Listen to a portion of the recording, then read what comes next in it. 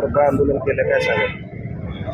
आज राष्ट्रवादी काँग्रेस शरदचंद्र पवार पक्षाच्या जिल्हा शाखेच्या वतीनं धाराशिव जिल्हाधिकारी कार्यालयाच्या समोर आज आम्ही धाराशिव जिल्ह्यातल्या शेतकऱ्याचं प्रतीक म्हणून काळी दिवाळी साजरी करत आहोत। कारण शासनानं ज्या ज्या घोषणा केल्यात त्या इतक्या फसव्या आहेत, त्या फसव्या घोषणेला कंटाळून आम्ही शेतकऱ्यांनी ही काळी दिवाळी साजरी करायचा निर्णय घेतला। याचं मूळ कारण असं की आज शासनानं बघितलंय आमच्या जिल्ह्यात 1278 मिलीमीटर पाऊस पडलाय। गेल्या 32 वर्षात कधी पाऊस पडला नाही एवढा पाऊस पडलाय। या जिल्ह्यातली सगळी धरणं, सगळ्या नद्या, नाले, बंधारे सगळे फुटले, वाहिले। शेतकऱ्याच्या हजारो हेक्टर जमिनी खरडून गेल्या, शेतामध्ये पाणी घुसलं, गावामध्ये पाणी घुसलं, शेतकऱ्याचं शेतमजुराचं नुकसान झालं, जनावरं वाहून गेली।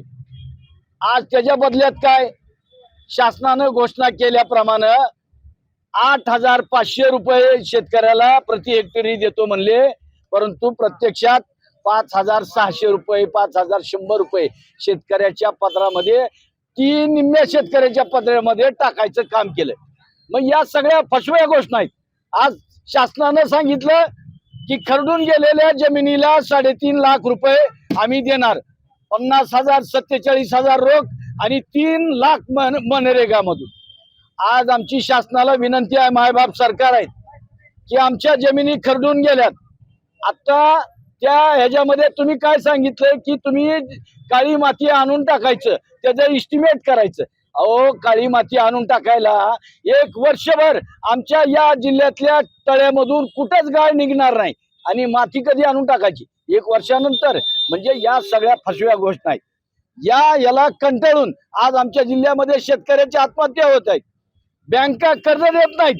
आज बँकेचं कर्ज वाटप बघितलं तर गेल्या वर्षी 10 बँकेला सांगून सुद्धा आज सुद्धा 67% कर्ज वाटप झालंय। म्हणजे शेतकऱ्याला दारोदार फिरायची वेळ आली।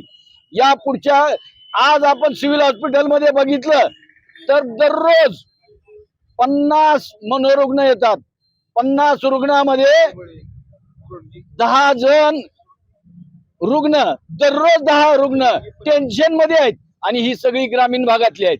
आणि दिवाळी झाल्यानंतर आमच्या जिल्ह्यातल्या लोकांचं स्थलांतर होईल। आमच्या जिल्ह्यातली लोक उपाशीपोटी इथे न राहता आमच्या जिल्ह्यातली शेतकरी शेतमजूर इथून स्थलांतरी होतील।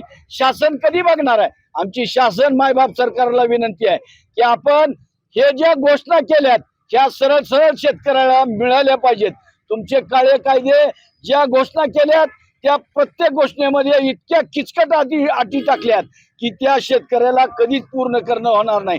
म्हणजे तुम्हाला शेतकऱ्याला काही मदत द्यायची नाही हे या प्रसंगी निश्चित होत आहे। म्हणून आम्ही सांगितलं की या सरकारचा धिक्कार करायचा, या सरकारचा निषेध करायचा, म्हणून आज आम्ही इथं काळी दिवाळी साजरी करत आहोत। आता isakal.com आहे देशातील नंबर 1 ची मराठी न्यूज वेबसाईट। प्रत्येक अपडेटसाठी isakal.com ला नक्की भेट द्या।